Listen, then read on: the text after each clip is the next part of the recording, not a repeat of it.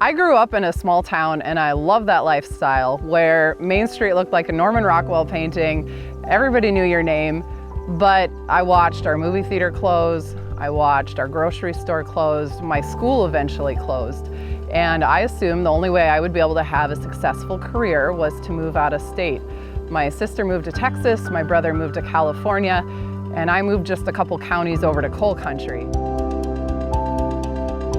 Coal gave me the American dream that I never thought I'd have.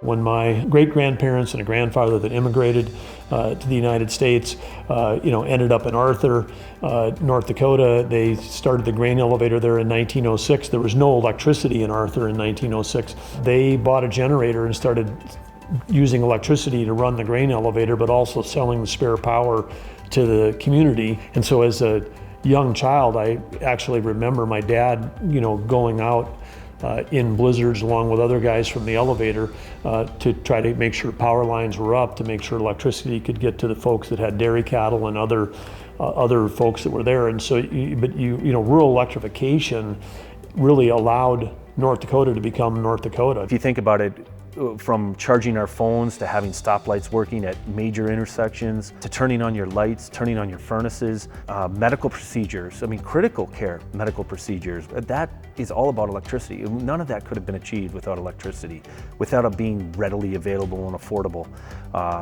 It's one of those things that it's like taking it for granted. It is a truly amazing human endeavor that it is a part of our fabric of our society that no one really truly grasps. And without it, where would we be today? When I came to North Dakota, took this job, started visiting the coal mines and power plants, I was blown away. Now remember, I'd worked in the energy industry for 10 years, but until I saw it, it was hard to grasp the magnitude of what the coal industry is capable of doing. I was blown away by the scale of the mines, the scale of the equipment, the scale of what they're doing, taking tons and tons of material out of the earth every day, converting it into electricity. But then even though I knew it, I intellectually understood that they were doing this reclamation process. I was still blown away by how quickly and how well they did it. It's amazing to walk down through the mines and see the coal being pulled out of the ground on one hand, and then not very many miles away, the earth returned to a great state of environmental remediation. Most of us grew up in this rural area. We grew up on farms and ranches. Many of us still farm and ranch on the side. And so we're mining and reclaiming our homes. We truly care about putting those environmental controls in place because we know that the people that we're affecting most with how we handle the environment are ourselves, because we're reclaiming the land that we one day expect to turn over to our children that we hope will live here too. But we try to take it an extra step beyond that, is put the land back together better than the way we found it. And truly our legacy is going to be the fact that when this is all, coal mining is all done, you're not even going to know we were there. And that's really our legacy. So North Dakota is the number 6th energy producer of all the 50 states in the country across all sources, and yet we're always near the top and having the cleanest air and the cleanest water. And so that combination of us being able to be a strong energy producer and do it in such an environmentally sensitive way is really unique. One of my favorite tricks is when you bring somebody to a coal mine, get them in a pickup, drive across the mine site on a dirt road and stop right in the middle of the road and say, we have mined on one side of this road and we have not mined on the other side of the road. You tell me which one. And I would guess more than half of the time they get it wrong. Because what they'll see on one side of the road is a stream that's, pretty badly eroded. It's not staying in its banks. There's some flood areas. And they will say, well, that's where you've mined. And I say, no, in fact, it's the other side where we've mined, because the stream's in its banks, everything's as it should be. It's full of native grasses, you don't have a lot of invasive species in there, and it just looks so much better. And people are always amazed, right? They can't believe that we had actually mined through this area and put it back, as we say, better than it was before. We have a stricter standard for our reclaimed land than anywhere else in the nation. We have to return 100% productivity back. And that's because we know that in order to maintain our status as a powerhouse in agriculture and still be able to export cost-effective power, we have to be able to efficiently mine coal and then completely, fully reclaim that land, return it to agricultural status so it can go back into that agricultural productivity. Economic impact begins at about $5.7 billion. That's just a big round number that we throw out because it captures, I think, the importance of the industry to the state. But you break that up a little bit and think about what it really means. You're starting with hundreds of millions of dollars of tax revenue to the state, tax revenue to the counties. That supports state government services, county government services, schools. But incorporated into that $5.7 billion, it's also money to families directly employed by the industry. It's businesses that are supported by those employees. It's the gas station in coal counties. It's the restaurants in Bismarck. All of those things are supported by contributions from the lignite industry. You know, lignite, I think we definitely take it for granted sometimes on what it does for us. I know I do, and I work in the industry. It's pretty incredible what it takes to get that from energy source to generation to your home. And so, yeah, I have a lot of pride in the industry. I think that what we do is important. It's important for the quality of life of us up here in North Dakota, especially where it isn't always 70 degrees and sunny. You know, it's can be pretty harsh up here in this country. So having reliable electricity is absolutely essential, and really from a safety perspective essential as well. In addition to just being a great supporter of our communities and good paying jobs that the lignite industry provides to many of my students and their families across North Dakota, the lignite industry also contributes to every school in the state of North Dakota. So the mineral assets of the state have a significant impact on education within the state of North Dakota. We are able to fund education in ways other states across this nation are not able to, and that's a direct relationship to the mineral estate that the state manages. In the past 10 years, the coal industry has contributed nearly $30 million to the Common Schools Trust Fund, which again then goes directly back to paying for K-12 education within the state.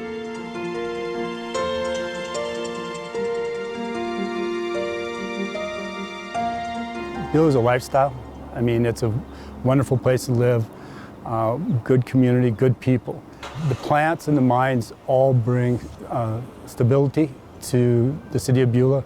It allows the city of Beulah to do things that a town this size normally wouldn't be able to do, just because of the people that live here, the incomes that are provided, families. It allows us to have a very good school system. It allows, all aspects of the city of Beulah to stay on an even level playing field. We don't have the ups and downs like you have if just agriculture or in other types of industry. Ag is a big deal in North Dakota. It is a big deal in Beulah. And we do have some manufacturing things that come around the area here, but our heart and soul, a lot of what happens around Beulah for support comes from the plants. I think reliability cannot be discounted. And I think it's a growing concern as more new generation resources, essentially renewables, are coming online.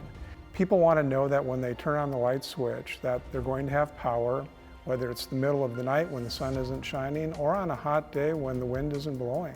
So reliability and affordability are incredibly important, and renewables are still an untested technology in terms of how you back up that power supply on a continuous basis. There are a lot of questions that have to be answered, both from an economic and reliability standpoint, and that's incredibly important. As we know, some people have painted a very bleak future for coal-fired power plants in our country, and I think that's a very dangerous thing to do. As of right now, if we just go to wind and solar, we don't have enough power, especially in places in North Dakota, Minnesota, South Dakota, Wisconsin, Montana, where winters can get brutally cold. People in the Dakotas and northern Minnesota saw wind chills plummet to -50. In Minneapolis, police spent the day handing out gloves in sub-zero temperatures. So essentially, it's just a big storm, if you will, that's usually in the Arctic and the upper levels of the atmosphere, but unfortunately it has traveled all the way south into the United States, and we're seeing some of the coldest air we've ever seen. In Augusta, Georgia, where the high today reached 48 with some light rain. WOWT in Omaha, where temperatures tonight are expected to plunge to near record levels of 16 degrees below zero. Here in Fargo, North Dakota, I gotta tell you, the air temperature is real close to 30 below zero right now. So the polar vortex here in Minnesota was a very scary period. It was really touch and go at some points, whether or not we could produce enough energy with everything that was being consumed. It was a wake-up call to all of the energy producers. It was something that we really need to pay attention to, and as we add more wind and solar and even biomass onto our grid, we need to really be mindful that those things don't always produce energy in a situation like the polar vortex. They expected a certain amount of the renewable generation, largely wind, to be available on a certain day last January, and it didn't work because the temperatures got too cold and the wind farms didn't produce as they were expected. They basically shut down because they were too cold. So they were short a significant amount of electricity. Fortunately, there was enough resources that were available to turn on in short notice to fill the need. But those are situations that really underscore the importance of a diverse fuel source and diverse electricity generation. Baseload energy is energy that fundamentally operates kind of regardless. And what do I mean by that? I mean, it is the foundation for the system, generally from something that operates and is not subject to intermittency. So intermittent are just resources that really don't have the capacity to run all the time. Maybe they're physically not designed to do so. Maybe they're based off of a resource like wind, which even in North Dakota is maybe 45%, maybe 50% of the time on some of the farms that you see proposed today. So the grid, while resilient and while you can have multiple assets continuing to push in the grid, always kind of fundamentally needs baseload energy to provide the inertia to allow the system to work. Currently we have long-term contracts and investments into our existing coal-fired plants. If we were forced to shut those plants down and forced to find a new power supply, the electricity rates to our members will go up significantly. Today, on the domestic energy front, we have about 10%, give or take, of our total energy needs being met by renewables. Another 10% or so is provided by nuclear power. The other 80% is powered by fossil fuels. So replacing that 80% of our energy that today comes from fossil fuels would require not only a tremendous investment, but tremendous amount of redundancy because of the intermittent nature of some of those renewables.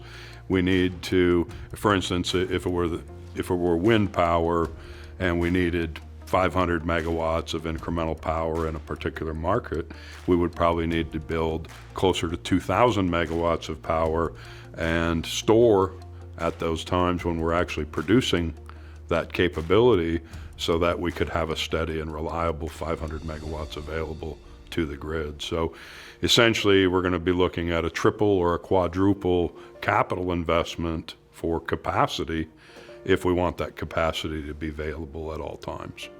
This is the only product in the world that's generated, transmitted, stored, and consumed in the same instant. So this is not like a regular market where when you start to run low on something, you just ration for a little bit and then somebody will come back and fill up the bucket. I mean, this all happens instantaneously for the most part, and so that adds to the complexity. When people start saying we can do all these things differently to the utility system, it's not a system or it's not a market that looks like any other market that you have in any other product in the world.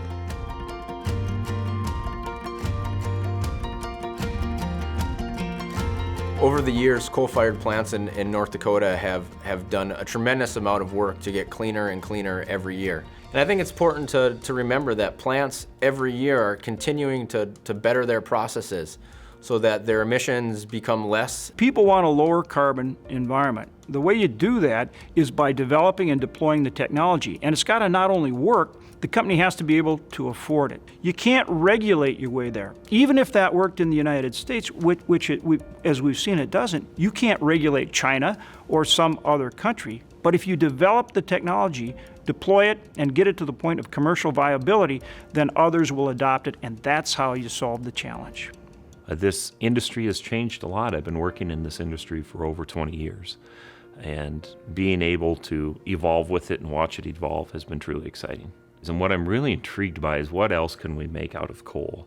So if you look at, for example, rare earth minerals that we want to use to advance technology, whether it's in a solar space or in our phone space or in an electrical space or in a wind turbine space, but huge amounts of the batteries and other opportunities, huge amounts of technology advancements are based upon newer metals or newer elements from the ground today, most of which all come from foreign countries. So 90% of the rare earth minerals that the U.S. uses today come from foreign countries, some of which obviously are not friendly to us. So as we continue to figure out how do we use these assets better, they end up ultimately having multiple benefits and multiple purposes. So what we've done is taken those attributes of lignite that may have recently been viewed as maybe a disadvantage, not being very energy dense, and turned them into advantages by saying, what can we make out of lignite coal that's valuable, that is easier to make out of lignite than out of natural gas or other types of coal?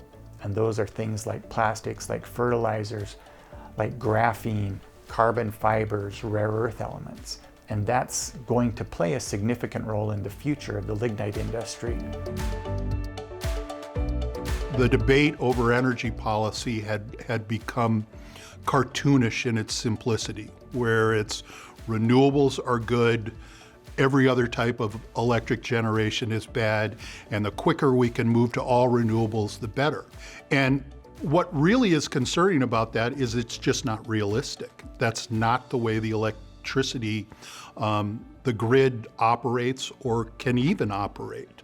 I do think that you get the best policies when everybody's working together, when they're listening to each other, when they're really building on what reality is in any given industry. It's important to recognize that energy in the United States of America is not a static environment. It's dynamic and it's constantly changing. Just over 10 years ago in Minnesota, there were some policymakers who wanted us to vote in favor of a resolution acknowledging something called peak oil. Peak oil was this old relic of a theory that we had found all the recoverable oil in our nation and across the country, and that the only way we could have a safe economy was by getting off of oil, that oil was going to be $400 a barrel. Well, 10 years later, what's happened? Because of technological innovation, because of the shale gas revolution, the nation has an abundant supply of energy, natural gas as well as oil, to the point that we're actually exporting that energy. So it's important that when policymakers are making decisions, they don't think that assume that they're future-proof. Technology breakthroughs can make the future a very good place. I think bipartisan support in North Dakota comes from the longevity of the lignite industry here in North Dakota. We've not only proven that we can provide baseload power, that baseload power can be affordable, but we've also proven that we can achieve reclamation success. And I think the success of our business model and our industry is why we receive such great bipartisan support here in North Dakota. Power and energy is not a partisan issue. I mean, North Dakota is an energy producing state. We have all of the above strategy. We've got renewables and non-renewables. We understand that we create far more than we ever use, that we are in the business of powering other homes across the region, again, well beyond North Dakota's borders. Well, it's interesting being a Minnesotan and working for the North Dakota lignite industry, because I think most Minnesotans don't appreciate the dependency that we have on this industry. So being able to serve that industry is really fulfilling. You know, Minnesota gets about 30% of its electric energy from North Dakota and North Dakota lignite.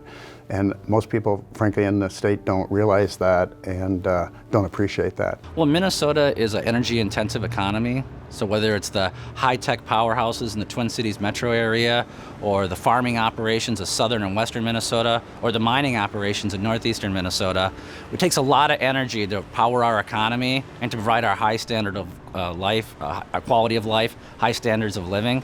And as a result of that, it's important that we have those energy we can count on. We're an integral part of the overall economy in northeastern Minnesota. The iron mining industry has been around for 135 years, and for 135 years we have been making sure that Americans get the iron that they need to make the steel that makes modern day life. So that the city that's behind me, you can see that is because of iron mining and steel making.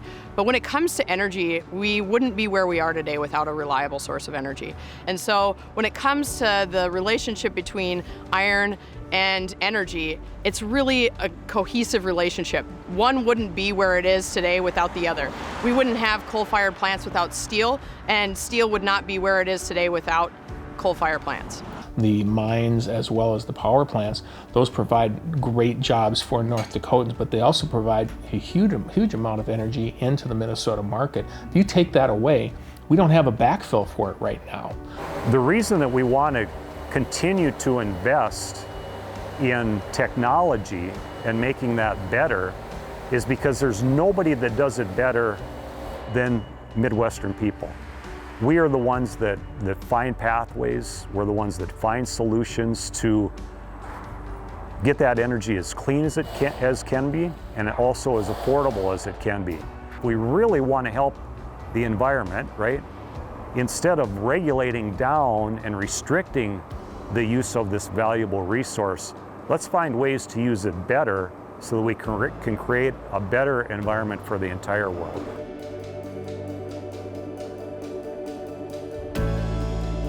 That's where the lignite industry in North Dakota maybe differs from some other places.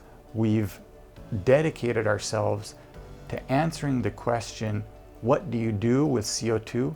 With the answer, something useful. And we think that regardless of where you are on that spectrum of people and the debate regarding CO2 and global warming, that answer ought to satisfy you, because we're among the first in the world that are actually doing something about it. Carbon capture is the process by which we capture carbon dioxide from a point source, such as a coal-fired power plant. We separate it out of the emissions from the coal-fired process. So in a coal-fired power plant, for example, it's a little more than 10% of the emissions from the coal-fired power plant are carbon dioxide. And what we will do is we will use a chemical or physical process to separate the carbon dioxide from the rest of the gas. At which time we can do a number of things, including compress that carbon dioxide and store it deep underground where it's safely and permanently stored. Utilize it for enhanced oil recovery, where again it's safely and permanently stored but at the same time producing hydrocarbons, or utilize it for some other beneficial use. Every effort has to continue to be made to help people understand that just like sulfur dioxide, nitrous oxide, and mercury used to be big problems, but through research and development and investment, those problems were solved. Now the emissions of CO2 is a problem, and yet people need to understand that the CO2, while it's a problem if emitted into the atmosphere, it's also a valuable resource if captured and used appropriately. And we can do that, and that opens the track to, as I've said, to a bright future for coal, a bright future for our energy grid, and a bright future for America. And I always approach these things not as through a political lens, but approaching it through an economic lens, because if we can solve the problem, if we say, what is the problem we're trying to solve, and we can solve it through R&D in the most economic way, then that's when consumers win. And that's when the environment wins, we all win. All the things that we're talking about go into that. Not only producing energy in a way that's consistent, dependable, high quality, cost effective, but doing it right. Having the right kind of regulatory environment where you make sure you do things right and well, but you also empower the investment so you can continue to provide that energy dependably and cost effectively, but with the best environmental stewardship. So we have created a situation where we are now controlling our energy interests. We're looking at supplying the world with our energy. And I think the people that are out there talking about not producing energy at some point are going to recognize the value of reliable energy, whether it be from lignite coal, whether it be a abundance of energy from oil and gas, and the mix of renewables. We have to have it all. We have to continue to do it all. We have to work together, energy sector to energy sector, to continue to provide that affordable energy and reliable energy to our citizens. Certainly in North Dakota, we have very strong resources, some of the best in the world. We have coal, we have hydro, we have wind, and we have oil and gas, and we are a unique place in the country and an energy powerhouse. And so with those cooperative relationships, we can lift all boats with the energy that we've been blessed with. And certainly our community and our friends and family that live in Minnesota are beneficiaries of those resources as well. Well, it was probably back in 2012 to 2013, and gas prices were sitting around $4.50, and it was costing me a lot of money to drive to and from work. And so I was really curious about what the comparative cost would be for an electric vehicle, because there was starting to be some talk about them. So I ran the math, and it's really where it all started. And I was blown away, honestly, by the difference in the cost per mile to drive electric versus to drive on a gasoline. Our primary vehicle is a Suburban that my wife drives and takes our kids around. This costs about 10% per mile of what that vehicle costs us to operate for fuel. So it's a significant savings over the course of a year. We both run about 25,000 miles a year, so that equates to about $3,600 less a year to operate this than it would our Suburban. And so really it was an economic decision combined with just a real curiosity around electric and where it's going to head, because it sure looks like the future to me. I think people, based on our surveys, people have said they want to get into electric vehicles, but they want them to be functional enough to get to Fargo to Minneapolis without having to spend a night somewhere. So I think the future looks really good for that, and I think it's just all based on the infrastructure. But coal's been instrumental in keeping that going, just because it's been a very stable rate for many years. We had gone from the 1980s till just a few years ago without raising our rates. We work in an industry that we need to come to work. It doesn't matter if it's snowing or if it's raining or if it's 100 degrees or -30 below. We have to come to work to supply coal to the power plants so they can produce power, and the end of the line customers can actually use it. It feels pretty good to be a part of a job in a industry that does that. You can spend your energy looking for a reason to dislike it, or you can dig into the truth and you can see how much is being reinvested and recycled and repurposed within the industry. You can see how efficient it can become, how efficient it is, and how much more efficient it can become. It really opened my eyes to get out there and see it firsthand and realize that this is, there are incredible jobs. There are families that have dedicated their entire lives to seeing this industry grow, that they're proud of their work. It's a labor of love. And if they felt at all that this was gonna create a more toxic or negative world for their kids, that they would have walked away from this years ago. But they see the potential and they see what it does for their families, for their communities, for our state, and for our region, that they double down and they really wear that pride on their shoulder. If we have the R&D done in the United States on how to deliver a carbon-reduced, carbon-free, very stable product, we could be exporting that technology. So instead of shutting down an industry, we should be investing in that industry. That's what we're doing here in North Dakota, is investing in the R&D, because we make energy cleaner, better, and more efficient in the United States than anywhere else in the world. And so again, credit to all the men and women involved in all phases of this industry to be able to produce an all-of-the-above strategy that serves millions of people in such a low-cost, highly efficient way, and do it in a way that's so environmentally sensitive. So when I started out here as a summer co-op student, I went out and collected baseline data and documented what was out here before we mined it. But then I also got to see that land go through the process. So environmental controls put in place, coal uncovered and removed, the land reclaimed, and now I can go out and stand on a spot where 20 years I collected data and cattle are grazing just like they did before we mined it, But I also remember what it looked like when the dragline sat in that same spot, and to be able to remember that whole timeline, to be able to know I was part of it, it's a pretty amazing thing.